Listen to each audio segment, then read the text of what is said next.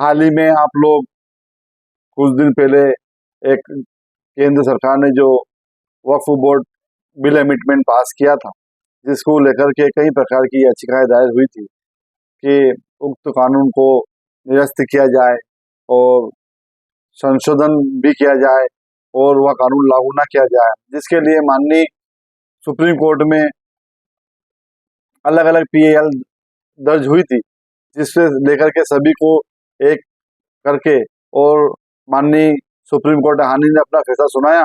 और supreme court ने कहा है कि किसी भी कानून को असंवैधानिक मानना बहुत दुर्लभ मामलों में ही किया जाता है। पूरे वक्फ संशोधन अधिनियम 2025 को चुनौती दी गई थी, लेकिन असली विवाद कुछ खास धाराओं पर था।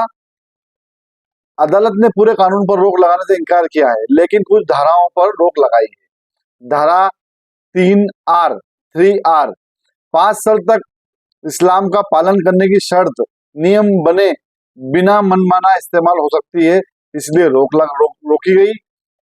धारा 2C का प्रावधान वक्फ संपत्ति को वक्फ संपत्ति न मानने वाला प्रावधान रोका गया। धारा 3C कलेक्टर को वक्फ संपत्ति के अधिकार तय करने का अधिकार देना गलत है। जब तक अदालत फैसला नहीं करती, संपत्ति के अधिकार प्रभावित नहीं होंगे और वक्फ को बेदखल नहीं किया जाएगा। यानी कि जो कलेक्टर को अधिकार दिए गए थे संशोधन में वक्फ अधिनियम में, उसको अब हाईकोर्ट के पास अधिकार रहेगा उसका, और विशेष परिस्थितियों में कोर्ट ही उसका डिसीजन करेगा। और एक और उसमें अलग से चेंजेस किया गया है कि गैर मुस्लिम सदस्य, वक्फ बोर्ड में गैर मुस्लिम सदस्य 4 से ज्यादा और राज्य स्तर पर 3 से ज्यादा नहीं होंगे। यानी कि कुल 11 सदस्य अगर रहते हैं तो 11 में से 3 या 4 से अधिक सदस्य उसमें नहीं रहेंगे। गैर मुस्लिम सदस्य की संख्या उसमें ज्यादा रहेगी। धारा 23 क्या कहती है? पदेन अधिकारी एक्स ऑफिशियो मुस्लिम समुदाय से होना चाहिए, यानी कि उसका जो सीयू है वो मुस्लिम समुदाय से होना चाहिए।